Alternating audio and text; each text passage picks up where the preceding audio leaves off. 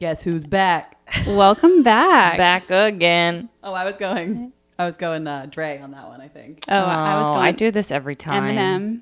Yeah. Yeah. Shady's back. I don't even Tell know. a friend. Is it Dre who I'm doing? Guess Who's back? Guess No. who's back? Now I Guess can't who's think back. of it. Guess who's back? Na, na, na, na, na, na. Okay. There's Anyway. probably some like copyright infringement there that's happening. Yeah, the whole podcast gets taken down. You sound too much like Eminem. You are getting sued. So on today's episode of the Former Fat Friend podcast, we actually took to the gram, as I like to call it, and we asked you guys, because one of the things that I think all of us hear a lot and have experienced ourselves a lot is that there are a lot of myths and there are a lot of common fears surrounding bariatric surgery. And so today we are diving into common myths and fears. Yeah, I'm excited about this one. I think this is one that that we can hopefully dispel some rumors with. To an extent, I do always love to, I think we all always love to say, like, we are not medical professionals. We are not here to tell you if you're ever truly concerned about something, talk to your medical professional, talk to your surgeon. But I think we're excited to share how these fears and myths have worked their way into our own journeys and what we've learned and experienced along the way. Totally. Yep. I also find it interesting, as you were queuing that up, I hadn't put it together until then, that they are myths and fears, because most of the fears that we had going into these were myths, in fact. Is that strange? Like, Yeah. why couple this together except Well, for... there are some true ones on here, and I think we'll talk about those. Oh, yeah. Yeah. There are some legitimate fears. I haven't seen the You whole don't- list. You don't have any fears? Should No, we talk I mean- about our own fears first? I do have fears, but I think it's interesting to couple myths and fears, because a lot of the ones that we are going to probably talk about are myths. Yeah, so I mean, I can talk about what I was most afraid of going in. Yeah. I think for me, there was a fear of complications. Like, Sure. am I going to end up with a leak in my stomach and become septic and die? That escalated quickly. Yeah, so hope you guys are enjoying this lighthearted podcast. She's fine, guys. She's almost 3 years post-op. She's okay. yeah. That's what they want you to think. So I was definitely worried about kind of the medical side of it, even though I knew from reading the research that complication rates are exceedingly low. Yeah. It's still a possibility. So I was certainly worried about that. And then I think for me, the biggest fear was like I was going to be the one person for whom Oh, yeah. bariatric surgery Yeah, did no not question. work. And I think that's pretty common across the board. Oh, Totally. yeah. That was 1,000,000% my biggest fear. Same. This isn't going to work for me. What if this fails too? That's still a fear of mine. Like, the regain is all part of that. Like, the fear of regain to me is the same as like a failure at some point. You know what's awful though? I'm going to have to find a way to reframe that, because that possibility, as I'm thinking about it right now, will literally never go away. Yeah. There is Yeah. Oh, never yeah. not a possibility that I could regain my weight loss. Like, Well, I guess in my mind, like I was worried I was going to just never lose the weight. to begin with. So yeah. now the fear is maybe a little bit different, but I thought like, you know, I will be the one person that bariatric surgery just literally doesn't work for. Yeah. Yeah. I thought that too. But then when I had success, I was like, no, maybe it's delayed that it won't work. Interesting. Okay. It's temporary. It's all going to come back. It's like a false hope. And then it's like, surprise. I definitely you actually had the medical fears too, but just about like generally being under anesthesia and not waking up, I think was like honestly, outside of that, I didn't really have a ton of reservations, I don't think. Yeah. Yeah. Yeah, I'm trying to think of, I feel like I had a million. Oh, you know what? My other really big fear is stretching my pouch or my sleeve or my tum-tum. Is that still a fear of yours? You know what? I think that baby's done been stretched. I don't know. I know what you mean though. I had so many moments early post-op where I was like, oh my gosh, did I ruin this? Did I like mess up my whole surgery? Yeah. Have I like undone what my surgeon did?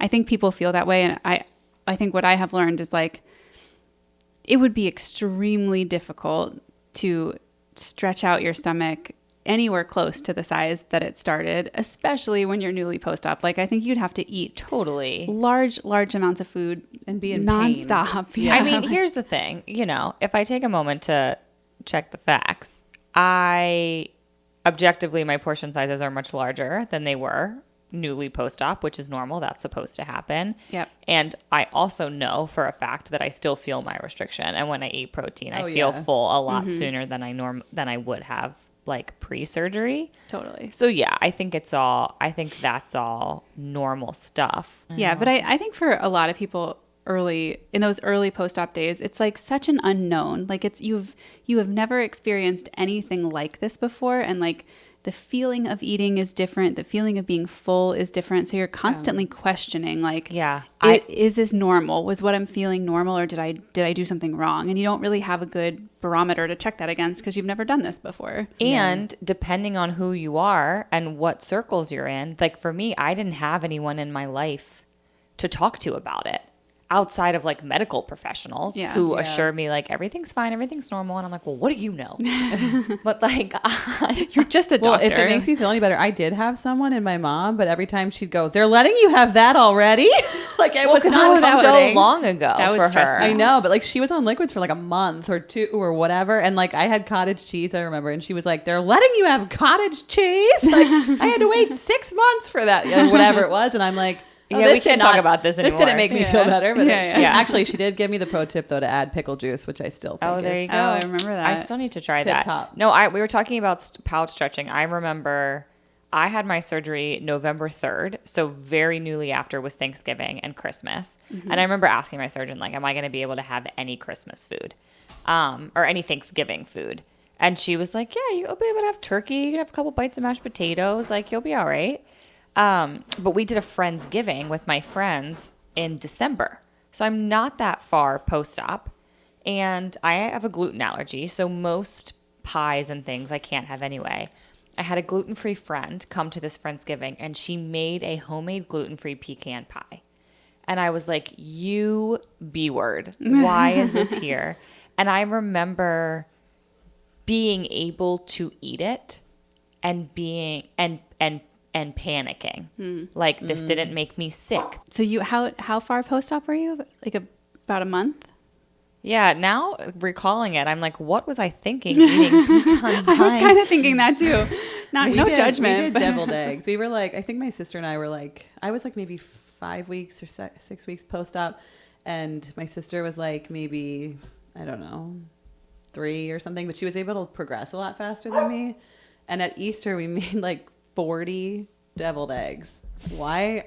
I don't know. We made a bunch of different kinds of deviled eggs too that had like crab and like baby stuff on them. That was it. I had a half of one and threw up. So well, that was what made me panic, is that I was able to eat the pie. It didn't make me sick. I don't think I had sugar.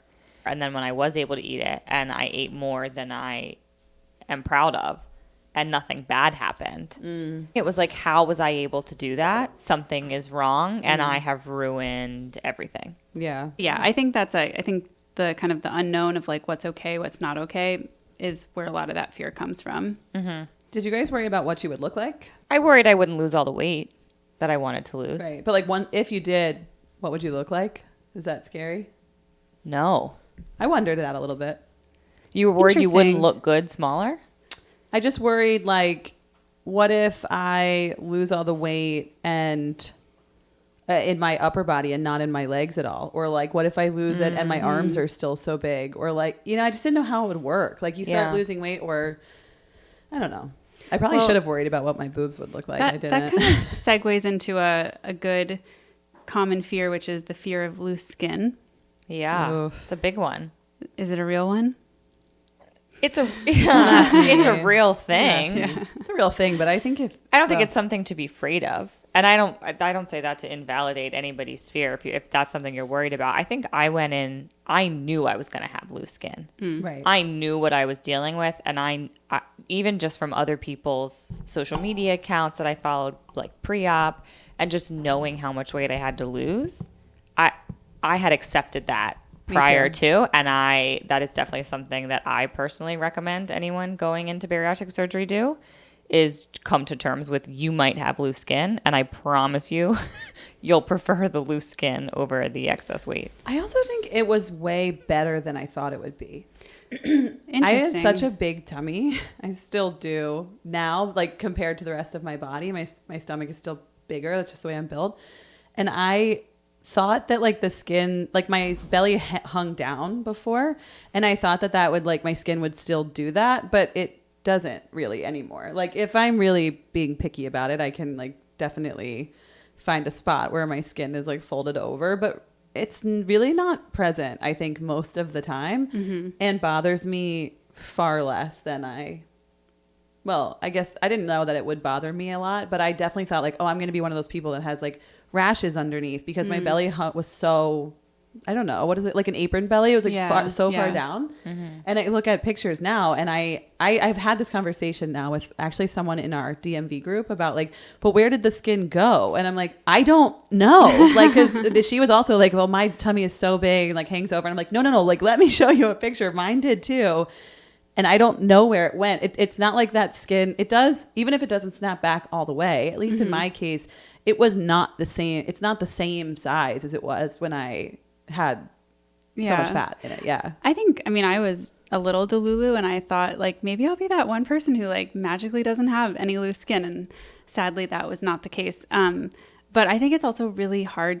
You just don't know what it's going to look like. Like you can, I tried to guess like if I have loose skin, where do I think it's going to be? And I thought I would have way more on my arms because I felt like I carried a lot of weight in my arms and my like upper body, and I really have very little on my arms. But on my legs, I've got a lot of loose skin on my legs. So you just you have no idea like where and how you're going to have loose skin. I can promise if you lose a lot of weight, there will be some. Yeah. And I would take it any day over carrying around the extra you weight. also don't know how you're going to feel about that loose skin. Yeah. Like if somebody had asked you, pre-surgery, Kasey, you're going to have a lot of loose skin on your legs. Are you going to have removal? Your answer might have been different because until you've lived with it, that's how I felt about my arms. I was like, there's loose skin, but like, I'm not doing that.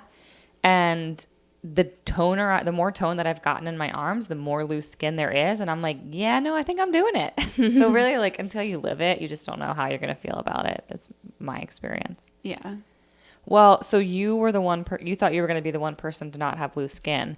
I thought I was going to be the one person to not have hair loss, which I know is another super big fear. Yeah. I think I read, and don't quote me on this, but I feel like I read somewhere around like 80% of bariatric patients experience hair loss. Wow. I would like to talk to that 20%. So maybe that number is inaccurate. I remember looking it up. Because I remember, and it said like 3 to 6 months post-op, you'll notice that hair loss.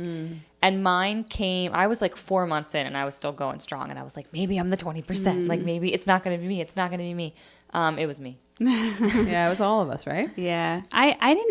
I had a lot of excess shedding and like just lost a lot of overall volume in my hair, but I did not end up with any bald spots, which I think was like my biggest fear. I was worried I was going to lose so much that I was going to like you could like see my scalp at the top of my head and like stuff like that. I was pretty committed to getting a wig if that happened. Yeah. My hairdresser and I talked about that beforehand, and I was like, if that's the case, I'm going to need you like early on to just be real with a sister and tell me where to get a wig because I'm not doing that. Like I don't want to stress about it, and to me it was like never a thing I took very seriously. Yeah. So I was like, I can find another way to fix that. I can't find a way to stop being so heavy. Yeah, no, I think that's a good point. I also considered like wigs or like those topper things for your hair. Like, oh, if this gets really bad, I guess that's what I'll do. But it was stressful losing hair. It started for me right around 4 months post-op.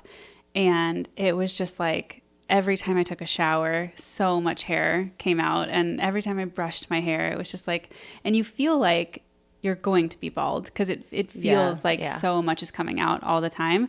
But it does eventually stop and you will not be bald and it grows back, which is great. Yeah. And they make a lot of cool products to deal with it if you are having trouble. They do. And that's why I think I get that question, like, what do you do for hair loss? How do you treat it? And I think honestly, number one, not a medical professional. Number two, there's no one size fits all. And I think something I have been told is that when you overload yourself with too many, like if you're doing B whatever for hair growth in so many different vitamins and things, that like your body's not going to absorb what it doesn't need. Mm-hmm. So totally, you know what I mean? Like there's only so much you can do about it. You can be diligent with taking your medicine. You can do separate hair growth oils and supplements and whatever. And there are things out there. Oh, I was talking like wigs. When you said products, I was thinking vitamins. You're right. I shouldn't have said that. I was thinking like, yeah, like extensions, wig. I mean, extensions they're all expensive, but it's temporary to me too. Yeah. I got hair extensions because I was pretty self-conscious about how thin my hair had gotten, and I had them for a little over a year, and they were fun, and I think they looked great, but yeah, they're very expensive. They're a lot of upkeep. I just got them taken out, and it's actually been shocking to me how easy my hair is to do now. Like I washed it and dried it today, and I was like, wow, that was so fast. I know. My sister and I, well, my sister has really, really thick hair, and she lost some too.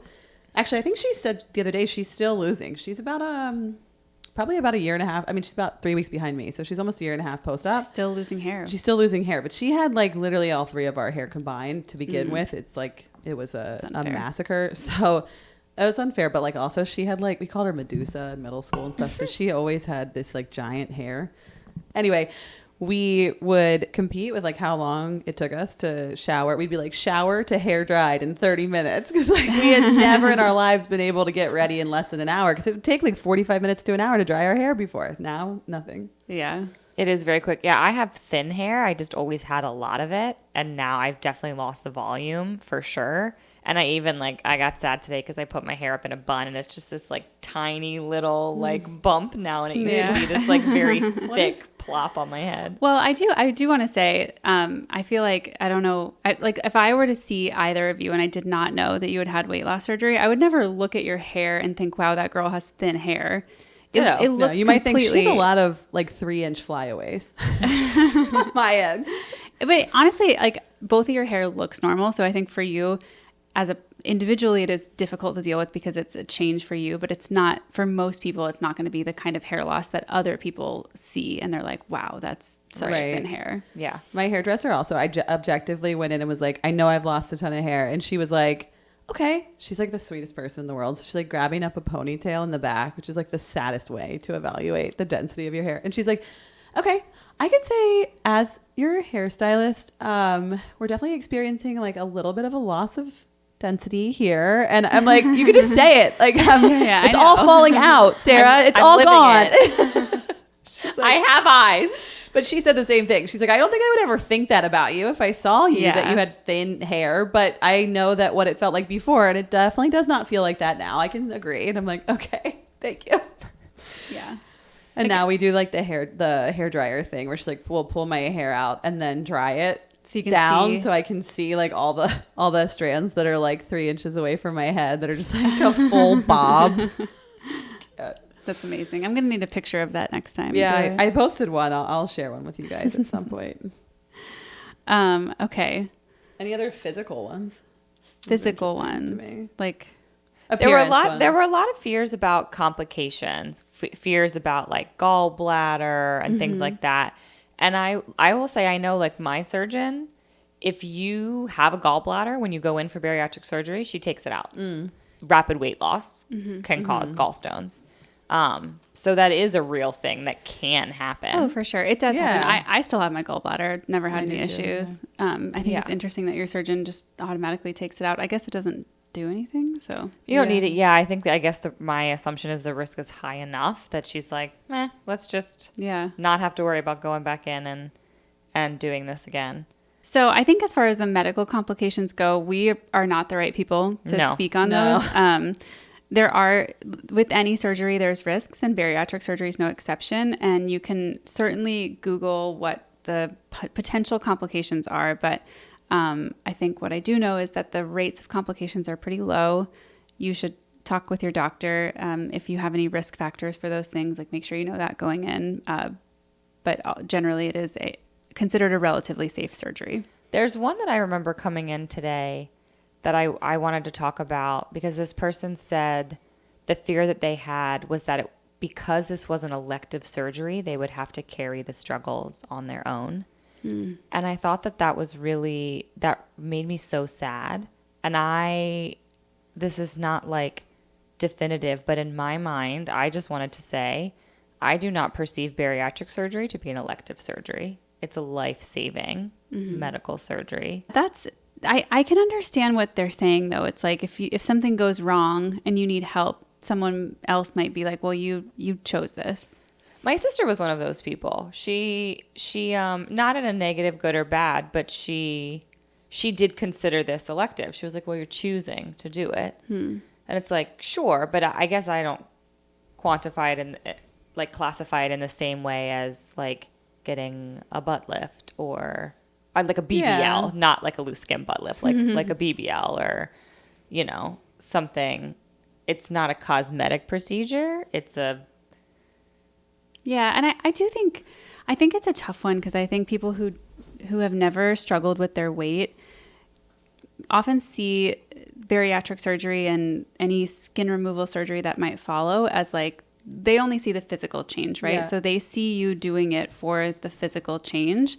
What they don't see is like everything else that goes into it, like the health considerations and your quality of life and physical abilities and all that stuff. And that's really hard to communicate with someone. And I think, I mean, I don't have a good answer other than you don't owe anyone an explanation. And Hell no. I actually think hot take, I think overweight people who have struggled with their weight also think that it's elective. It's there. Oh, totally. Yeah, I think it's everyone that doesn't experience You just need to eat less and move more. Yeah. And you will lose the weight. Right. Yeah. I mean, it must be our fault. even if you were going, like, I'm not saying I agree with this, but even if it was elective, like, fine. Do people not see how much we struggle? Like, I don't understand they don't. that. I don't think. If I was going to have elective surgery, like, for instance, let's say, heaven forbid, something awful happened and you had a mastectomy, not you guys, like somebody, right? And then you wanted implants from that. That is elective, but also why would you make someone else feel bad about that? I don't understand that thought process still. Yeah. Like, and I have people in my family that have said things before too. It's just, I don't understand. Well, the carrying the struggles alone thing is like, I would encourage people to look for a community that they can be themselves in and that understands if they're struggling, because the categorization of the procedure does not matter. Yeah. It's the outcome that your friend, sister, partner, whatever is looking for that matters. And if you are going to support them, you need to support them, period. I do feel, because I remember like before I went to my first DMV bariatric meetup brunch, I didn't have anyone in my life that had any idea what I was going through. And I did feel like I was carrying it alone. So I totally empathize with that. Yeah. And just like Allie said, encourage you to find your people, find a sense of community, whether that's through social media or if there are other, sometimes even like your surgery center might have like support groups and things like that, just to have somebody. It made literally all the difference in the world for me to be able to have people in my life that I could say like, this crazy thing happened, and then be like, oh my God, me too. That happens to me all the time. Like, it's just, you're not alone and you feel so much less crazy. Yeah. Even if it's not in person, like even Instagram, as silly as it is. I mean, it is a way to find a support system, even if they don't know. There's one girl on Instagram, and I remember I specifically I was looking for somebody who had surgery around the same time as me, because I felt like everybody I followed was on the other side and like was in maintenance and doing really well. And I'm like, I want to go through this with somebody. And I found a girl who had surgery 2 days before me. And I literally messaged her and I was like, can we just be like surgery friends and like go through this together? And that was over a year and a half ago. Like, we still talk all the time. And like, so yeah, people are out there. Yeah, you got to find your community for sure. Yeah. All right. This one is the fear that around hunger. So on one hand, there's a fear that you won't ever feel hungry again, or if that happens, you let me know that something is wrong if you do feel hunger cues. I actually had that fear because I never lost my hunger cues. Yeah, I was hungry right away. And I remember my surgeon was like, oh, it's because you're on the liquid diet. Once you start like incorporating soft foods, And I never lost my hunger cues. Yeah. And I remember two things. I remember being like, are you kidding me? Like, I'm really going to have to do all the work, aren't I? Yeah. I mean, I had a brief period of time post-op where I did not feel hungry. But my hunger cues started to come back probably around 3 or 4 months post-op. And I remember being like, what the heck? Like, I was told this wasn't going to happen. But for me, it's been I think, a very good thing because it's allowed me to really learn how to eat intuitively over the last 3 years. Totally. And I think that's the kind of habit and like lifestyle that's going to sustain me long term. Yeah. I can't imagine how difficult it would be to have to like still set myself a timer to I wonder, remind though, me to eat. Do you know a lot of people that have had bariatric surgery that don't feel hunger even as a year out or whatever? I'm sure it happens, but I think it's much more likely that people do feel hungry. I think so. And you should. I mean, those leptin and ghrelin hormones are suppressed, when you first have the surgery, but they're not meant to go away forever. Just like you're not meant to eat 500 calories a day forever. But I don't know, Kasey, you've talked about this, and I experience the same thing of like now these days, when I'm hungry, you need to feed me immediately or I will literally die. I was with my mom on vacation recently and I let it go too long. And I literally just had to turn to her and I was like, we went to go to this like really popular local pizza place and it was a 75-minute wait. Even she said we wanted to get a table and she was like, it's about an hour wait. And I turned to my mom and I was like, I don't care where we go, what we do. I need food immediately. Yeah. Like I will die. Yeah. Yeah. We're going to a grocery store for dinner. I have learned to always carry things with me, like chopsticks, which are like meat sticks, protein bars, because there are times where it's like I have to eat right now. I just cannot not eat. Yeah. I'm also always like super, super angry when I say I'm hungry casually in the car and Corey doesn't immediately skirt off to any restaurant or Wawa or anything where I can get a freaking cheese stick or something. How dare he? I was so mad. Actually, didn't I send this to you guys? I was so angry at him. I was texting you guys, I think, that I was like, immediate divorce, because I had said it twice and we hadn't stopped. Yeah. And I think like within a few minutes of saying it the second time, he like reached back in the back. He's driving. He reaches back, would not tell me that there was a cooler full of snacks in the back for me. But he reached back and was like, would you like this or this? And it was like turkey or like cheese stick or something. And I was like, wait. That was there the whole time. I love you. Thank you for packing me this cooler. But the speed with which I went from divorce to like crying with joy that I'm the luckiest woman in the world was like over like a period of 1 second. Yeah, it is weird how that happens. Well, and it's so hard though, because I had tons of stuff with me, but it was dinner time. And I was like, I don't want to eat one of these things in the car and then not have an appetite for dinner. And like, I don't care about that. I find that all the time that I get too hungry and then I eat other things making my dinner and then dinner is ready and I'm like, well, I'm going to have 2 bites of this and now I'm full because I ate all these other things. Yeah, that happens. I do put, I think, less pressure on myself to eat traditional meal times now than I did before, though. My husband always said that stuff. Like I would be like, the kids are going to need whatever. And he's like, they can miss a meal, Allie. Like they're not even saying they're hungry. And I was so fixated on like, we've got to have this. Like, and when the kids and stuff like aren't home now, like I'll have like, I don't know, like frozen grilled chicken breasts with like a can of beans. I don't care. It like I would never have done that before. Like I would have had to have like a very structured dinner time or breakfast time or whatever. And now I'm like, we'll figure it out when we get there. Like when I'm hungry, I am hungry, but it's not the regimented like eating times or like the enjoyment I think of that is it's not something I look for and need every day like I used to.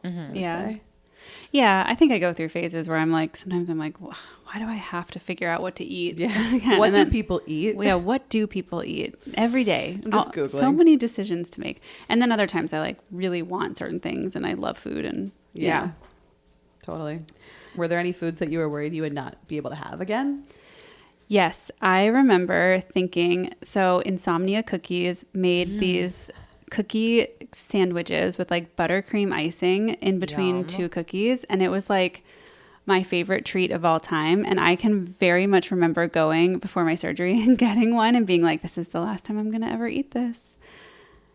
I have had them since surgery. But I think in my mind, like that was a real possibility that I might never be able to eat something like that again. Yeah. As it turns out, I can eat just about all foods without any issue. Did you guys have like a last meal? Hell yeah. I had like 3. You know what I did? I went to Oh, this is terrible. Now I'm going to forget the name. What's the Indian restaurant? Indigo. No. Oh, Rasika. Rasika. I went to Rasika with my friend, and I have a gluten allergy, and I literally ate everything on that menu. When I had like garlic naan and like I don't know that I've ever been so full in my entire life. Did you get sick from No, the gluten? I didn't. Oh, yes. Sorry. I thought you meant just like sick from eating too much. No, from the gluten. Yeah, I felt like absolute trash. Okay. For me, it was like, oh, I'm never going to have a buffet again, which still might be true. Or certainly I won't do a I've had buffet them. in the same. I guess you have them, but they're not. I don't ever feel like I'll get my money's worth out of a buffet again. Oh. Maybe I'll say that. Yeah. Because it's just not. But there were things like I didn't ever think I would have sushi again. And I've definitely had sushi. yeah. I just thought the rice would be too much, but I just do more like sashimi and edamame, and I'll do some rice. I got sushi I'll with do some rice. I got sushi with a friend the other like last week, and I think I had like 3 of the rolls and then just focused on protein and edamame. Like not 3 rolls, 3 pieces of like an 8-piece roll. Oh, I can put down a lot more than that. I'm not a sushi girl. Oh, was I in had high more school, than and then that, I but in never- terms of, I don't think I cared. Like I was aware that there might be things I Yeah. wouldn't have, but the trade-off to me was so greater. I was Same. so exasperated, and I was to the point where I was like, I have literally done everything. I do not care. Yeah. Yeah. Because I didn't think I would ever be honestly, the things I was most concerned about were carbonated drinks and never being able to use a straw because I have really sensitive teeth. And I was like, I was like, I'm just going to suck it up. Yeah. That was a Just gotta big get deal over for it. me. And then within 3 weeks, I was using a straw again. Yeah, and then you told me I could, so I did. My surgeon was like, I if never it looked doesn't back. bother you, it's person specific. Yeah. It's that it's I knew creating gas and eventually. whatever. Yeah. But I thought, I was like, I'm just going to have to adjust to life without straws and it will be worth it. And Can you guys drink? This is a weird one, but can you drink out of the straw or actually at all laying down?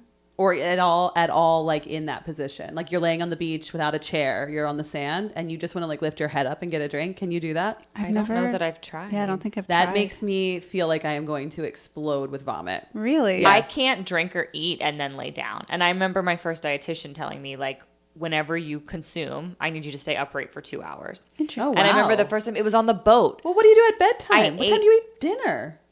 Not less than 2 hours before I go to bed. Oh, I always do. I mean, think about it. Like if I lay down with the kids, I'm making dinner at like 6:30-ish. We eat at like 7. And then I'm laying down to put them to bed at like 7:30, 7:45. And sometimes, very frequently, I fall asleep with them Yeah. at like maybe 8:30 at the latest. And we're like, definitely. Yeah. No, And I'm definitely having snacks after dinner. So like, what am I?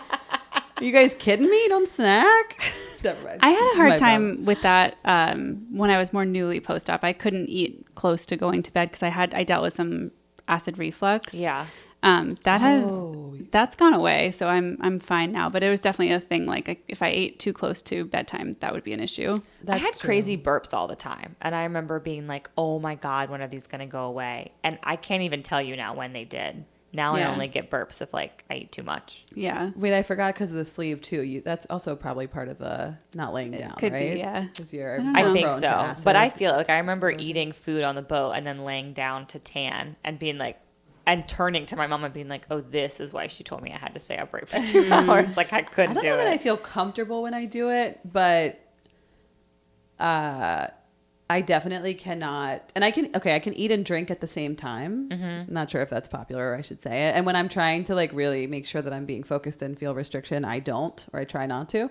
But I can eat and drink fine. One thing I can't do is like I can't take 2 sips of water back to back. I have to like put it down and do it again, which I've had somebody ask me. My sister can like chug water. I can cannot. also chug water. I cannot. I literally like with maybe 2 sips, and I cannot do it. And the morning of my surgery, I chugged my Stanley, the 40 ounces, because I was like, I'm never going to be able to do that. Was like my last meal. Like I love chugging water. And I have not done it for a year and a half. That was another one of those things where I was scared that something was wrong or I had messed up. And I asked to make sure it was okay. And my particular surgeon and dietitian said I was fine. But I can literally, like, last night before bed, I was really thirsty. And I think I chugged like 6 ounces of water right then and there. I was making my beam. But I was like, I'm so thirsty. I need, like, to quench this thirst. And so I drank the water I was about to heat up for my beam and then refilled it up. But it doesn't. Yeah, I could never do that with something carbonated. Carbonated, I have to sip. Oh yeah. Oh yeah, yeah. Sure. And generally too, I prefer to, like, pour it into something else or, like, let it sit for a that's little smart. bit. So it's not as fizzy. You're not just shotgunning it out of the can. I'm not, you know. That's the thing. I actually, I will truly never be able to shotgun something again, probably. Yeah, and that's okay. I'm fine with that. I'll never do a keg stand again. So Honestly, Maybe I'll at do it our and age. just, maybe I'll do it and just, I can't say goodbye to it yet, but maybe I actually don't. I probably have done 2 in my entire life, so it's not like it's a big part of my life. I was never small enough to do a cake stand. I never did a cake stand in my whole life. I wasn't either, but you were hanging out with the wrong people then, my friend. You should have been hanging out with the nobody was football ever team. lifting me up. I don't think you missed out on anything. Okay, so I think we've kind of touched on, like, the never being able to eat certain foods again, but and this one kind of goes along with it. It's the fear that you will never live a, quote, normal life again. No way, dude. So to me, my life feels incredibly normal. Same. But more normal. yeah, Honestly. in a lot of ways, way more normal. But I think objectively, it is a new normal. So that's an important thing to note. Like, it's not, you're not going to go back to the way you were before surgery. And that's probably a very good thing. Yeah, Why would you want to? It's what is your definition of normal? Because, like, mine was not what I was doing before surgery. Mine was what other people were seeming to do and be fine. Sure. And there are certain things, like, I never in a million years would have instinctively prioritized protein pre-surgery. I was never thinking about, like, how much protein am I getting and let me be, like, protein forward meals. And now I do it instinctively. When if I'm looking at a menu, I'm like, oh, pasta skip, risotto skip. Like, I'm looking, like, where can I add protein to this? Like, oh, I was never cognizant of that. So it's a new normal because it's not what I did before. But it's new and improved. Like, that's great that my brain automatically does that now. Do you guys wonder how much a person who didn't ever struggle with their weight thinks about the stuff they eat? I think about that all the time. Like, do you think a person who just never struggled would instinctively sit down and prioritize protein by accident or without thinking about it? I have no idea. Or it idea. depends on the person. It's just I would be whatever. fascinated to know what goes through the mind I have when no it idea pertains either. to food of someone who's never struggled. It's interesting watching Bill eat because he rarely finishes a meal. He leaves food all the time and he just does it instinctively. I do it because I get full now. Like, I don't have physical capacity, but before I finished everything. Like, I can't even tell you when I had leftovers. Well, and, like, speaking of, like, new normal, you said, Kasey, recently, I remember you saying to us that you never expect to finish a plate. Like, if we're out and you're ordering something, you're just like, oh yeah, I just know. Yeah. Which is so different from I get alarmed before. if I do. I have, and I become very alarmed. If you do finish something. Yeah. I have done, I just told, it was the same conversation. Yeah. I, like, made a build your own bowl at work. It was, like, catered. And I was like, oh, girl, you took too much. What are you doing? And then I ate it all. And I was like, But restrictions different every day, you know? It is. Yeah, but I can remember, like, I used to be able to eat an entire Chipotle bowl with chips and a drink. Yeah. And the first time that I got Chipotle post-surgery, it was, like, shocking how little I could eat of it. And now I still get Chipotle because it's good, but it doesn't even register in my brain, like, oh, this is a weirdly small amount of food. Because it's like, I'm just eating what I need. And it's like, it's amazing how fast your brain rewires itself to this new normal. And even with, like, feeling full, I remember the first time I ate food post-surgery, like, you were on liquids and then for me it was just liquids and then soft foods, but, like, that first bite of food feels so bizarre. It does not feel full like you have ever known full to feel before ever in your life, but it's cool how quickly your brain adapts and it's like, oh, this is what full feels like now. And what I feel now today, my brain says, like, this is when you know you're full. But 3 years ago, my brain was like, what is happening? Like, what is this feeling? Yeah. You know, it's just like, it's just so interesting. It's very interesting. I remember I was eating cottage cheese out of shot glasses with baby spoons. Oh, yeah. Like my first couple weeks out of surgery. But I would get worried because I don't know that I really felt full from that. I just knew that that's what I was like, an ounce or whatever that was, a couple tablespoons was what I was supposed to eat. And so I would.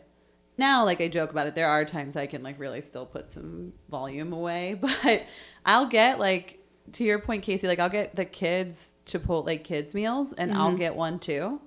And if I finish that, I'm still having the same alarming, like, oh my gosh, how did I just finish all of that? There's like, that's scary. And then I have to like logic myself out of that really quickly. That it's a children's meal. Right. Like that I would have gotten for a that child. and 5 other things and had 6 other meals with it before, or whatever. And like, yeah, exactly. But my sister and I talk about that a lot. Like, 'cause she'll get nervous and I'll have to be like, it's easy when it's not you. I'll be like, well, what? You would have had that plus 4 other things from there before or whatever. And right. And it's like, oh, okay. The logic doesn't feel the same when you're talking to yourself. Well, you're like, it's also scary because like the goal is not to be like your old self. So yeah, okay, I'm eating less than I did before, but am I eating a normal amount? It's just so do I feel satisfied? Right. You don't know. I don't know. And then is that what a normal person my size should eat? Or like what? It's just there's so many unknowns. I get why it's scary even at the beginning. But I also think, again, I don't know. Do we just blanket say it? Like there are none of these things that are scary or hard enough that make it worth considering not doing, in my opinion. Yeah. And you made me realize, Kasey, when you were saying like that your brain hasn't thought about it. I used to be so self-conscious about how little I was eating. Like if I was on a date or for quite a while after surgery, most people in my life didn't know. And so I was like trying to hide it, and I was single and trying to date and doing all these things. And I was so self-conscious about it. I don't even give it a second thought now. Recently my mom was like, are you done? You hardly ate anything. And I'm like, oh, I didn't. I ate till I was full. I just realized literally in this conversation, like I don't pay attention. Well, sometimes I do if I eat a lot more than I'm expecting I will. But I'm no longer concerned that other people are paying attention to how little I'm eating. I think the only times I notice it is when I'm with other bariatric patients, and then I'm like, I'm like checking in to be like, what, am I doing this wrong? I really can. I joke about it, but I really can eat pretty much, I think, like a normal person at this point. Like, I mean, maybe a little bit less, but like if I'm on like a bachelorette or whatever, like that, the amount that I can eat is pretty similar to everybody else. I just usually need more time to do it, to be honest. But I think far less about eating in front of people. Even when I could eat like 5 bites of something, I think far less about it now than I did before surgery, because even then it was like, you can't win when you're fat and you're going out to eat. Either you're eating a salad and you're eating a little bit of something and you're thinking like that maybe other people are thinking like, oh, good for them, they're on a diet, but it's not working. Or you're thinking that other people like, or you get what you want that actually is like makes you feel full or whatever it is, or something that you really like or enjoy, and then it's like, oh my God, slow down, like you're doing too much. So like, no wonder she's so fat. Right, exactly. So I actually find now like the shame or like worry around eating out, eating in front of other people is like almost completely gone. I notice a lot. Like I will tell you guys, like I notice that I eat more than you at a meal or whatever in that meal if I do, but like I don't have any like shame about it. It's There's just not an emotion it's attached interesting. to it. Yeah. I get that. Okay, we want to do one more? Yeah. Okay, so there's 2. They're kind of related. One is the fear of losing too much weight, and then on the flip side, the fear of this has hitting maintenance too early or potentially not losing as much weight as you had hoped. I mean, those are real fears. Them hitting maintenance too early kind of made me think of you. Not that you did hit maintenance too early, but you lost the majority of your weight very, very quickly. Yeah. Do you want to talk about that at all? I lost all of my weight in like 6 months and plus some, because I gained a little back when I started being normal, I would say. But what I wonder is the fear of reaching maintenance too early, maybe as in you didn't finish losing all of your weight. And that is scary to me. Yeah. Or like hitting an extended plateau potentially. Yeah. Mm-hmm. I felt like I was the luckiest person in the world losing weight as fast as I did. I had no issues with it and was like loving the fact that I could get to a place of normalcy very quickly. I was definitely nervous that like, because it happened so fast, will it not stick? Like, Yeah. you know, but really the goal is maintenance. Like that's what we're all living for. So, Yeah. and working for. So logically I know that, but as it was coming off really quick, I was worried about that a little bit, I guess. But not worried about the speed. I was worried about the longevity or the whatever. Yeah. The, what was the other thing? Losing too much. I can't relate. Yeah. I mean, realistically, like I'm sure it happens for some people, but that is not common. I think if anything, it's much more common the other way, that people don't lose as much as they are hoping, because statistically people lose between 60 and 70, 75% of their excess weight. So excess weight is, I don't know how those numbers are defined, but I would imagine that it's like, the proportion above a, let's say, normal BMI. So that means for most people, not even getting down to a normal BMI, if you're talking 60 to 70% of that excess above it.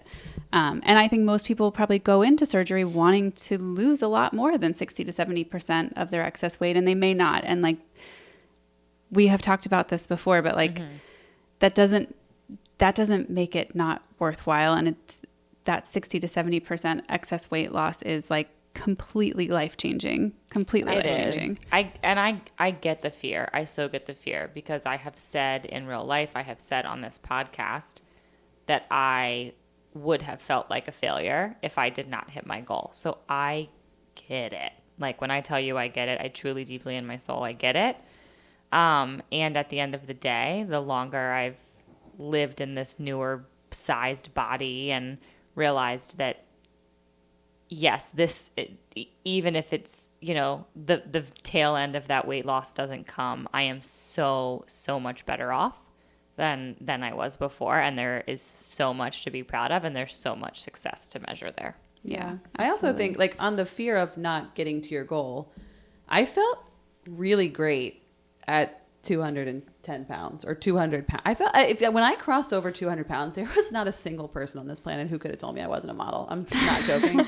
I was so freaking happy with myself. It was unreal. Almost like more so than I am today. Like it just felt so new and like amazing. And it was so fresh and fast that I felt like a feather.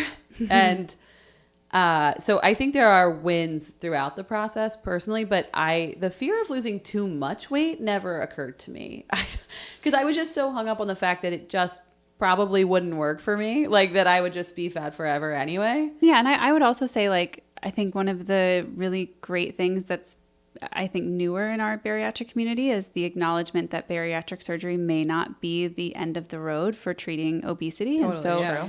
if you don't reach that goal weight that you had in mind, or you're not happy with the 60, 70% excess weight loss and you do want to do more, like there are options for you. You can get on medications, or, you can consider other things. So it's not like, I think I went into bariatric surgery being like, this is a last ditch effort. Like if this doesn't work, I'm done. Like I'm just going to be fat forever.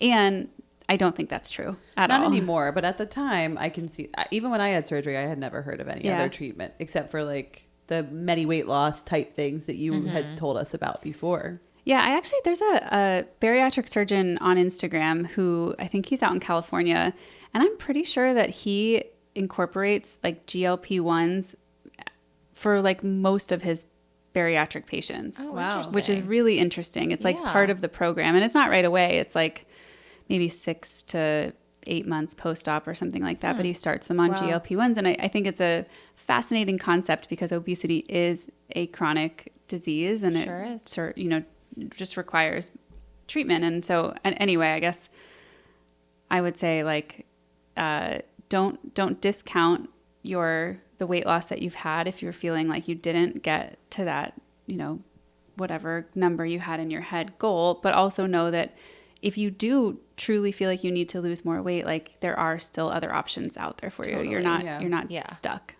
And I think overall, just like the theme of the episode, every surgery comes with risks. And and it's normal to be scared. The unknown is scary. And at the end of the day, you got to take a leap, you got to take a risk, and you got to do what is best for you. And I think some of these things are unavoidable for most people when we talk about hair loss and certain things. But yeah, not a day goes by that I regret it for a second. Same. Yeah, absolutely. All right. I think this was a good one, guys. Yeah, I'm into it. Yeah. Thanks for helping us, guys. Yeah. Thanks for sending in those thoughts and fears and myths and things so we could talk about it. And hopefully you found this interesting and maybe learned something new. And we are excited to keep the conversation going next week. Yes, if you want more, you can find us on Instagram and TikTok at Former Fat Friend Pod. You can find me at Leaning Into Lisa. I'm at Maintaining Kasey. And I'm at Allie's Losing It _RNY. We'll see you next week. Bye-bye. Bye.